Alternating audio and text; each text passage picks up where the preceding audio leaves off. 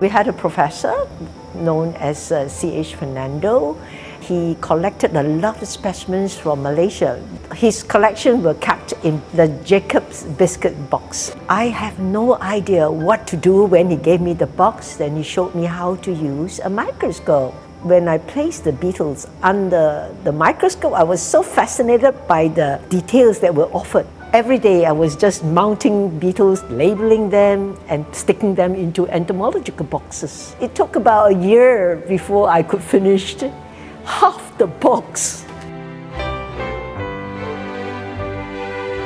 We had to wake up at 2 a.m.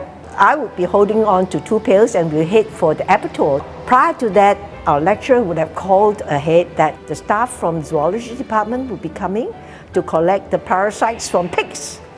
And we brought back 2 pailfuls of ascaris.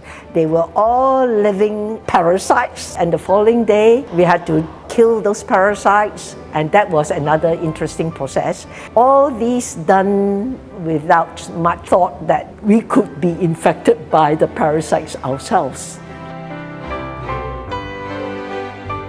It was a challenge, especially when I had to feed the monitor lizard, and this was a great creature measuring about 7 feet. When his mood is okay, you can walk into his cage and take his bowl out, clean up his cage and walk out, lock it up. But when he's not in a good mood, he'll turn his tail up and whack the air around there, and that could actually hurt one. We used to remark that the swamps around there is chock full of gunk. Subsequently, we learned that a lady from the American school, her name is Kate, told me she has been leading American school every year to do a cleanup for our shores. And that shocked me because I was thinking, why is an American school cleaning our shores and not our Singapore schools? And that got the few of us fascinated. We must find out more how this is done. To us, it was just something that we wanted to do. And we started the International Coastal Cleanup for Singapore way back then. And it has never stopped.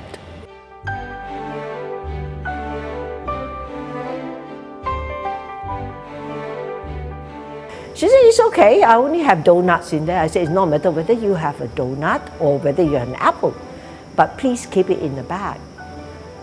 Subsequently, when we stopped by to have our drink and food, she was walking around when 4 monkeys came down and snatched with her, and she fought with them her plastic bag of donuts. And so I went up and told her to let go because they could scratch you. These are wild creatures which might have things in their nails, could be viruses.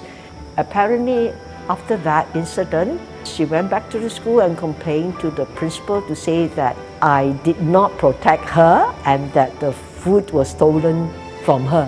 I wasn't there to protect her, I did advise her to keep it. So therein lies the bit of misunderstanding or miscommunication when we get parents who do not listen to our advice because we are very familiar with all these problems in the forest.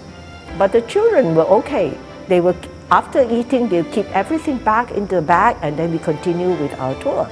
So this is something which I like to tell people. It's not advisable at all ever to carry food in plastic bags.